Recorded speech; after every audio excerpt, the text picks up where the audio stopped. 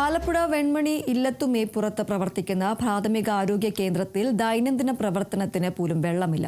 കിണറ്റിലേക്ക് മണ്ണിടിഞ്ഞ് വീണ് ഉപയോഗശൂന്യമായതോടെയാണ് രോഗികളും ജീവനക്കാരും ദുരിതത്തിലായത്.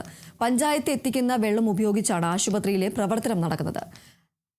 അച്ചൻകോവിലാർ അടുത്തുണ്ടെങ്കിലും ആശുപത്രി പ്രവർത്തിക്കുന്നത് ഉയർന്ന പ്രദേശത്താണ്. മണ്ണിടിഞ്ഞതിന് പുറമെ കിണറ്റിലേക്ക് ഉറവ് വെള്ളവും എത്തുന്നില്ല. കിണറ്റിലെ തൊടികൾ മാറ്റിയാലും മണ്ണിടിയുന്നതിനാൽ പ്രയോജനമില്ലെന്നാണ് ജനപ്രതിനിധികൾ പറയുന്നത്. വാർഡ് 5 ഈ PHSC നിലനിൽക്കുന്നത്. അതിന് തൊട്ടടുത്ത് തന്നെയാണ് 6.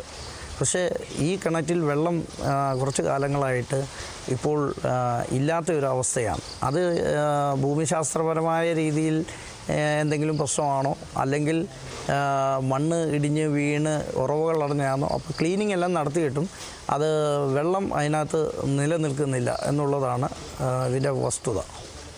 ആവശ്യങ്ങൾക്ക് പഞ്ചായത്ത് തന്നെ നേരിട്ട് ഇപ്പോൾ വെള്ളം അടിച്ചു കൊടുക്കുന്നുണ്ട്.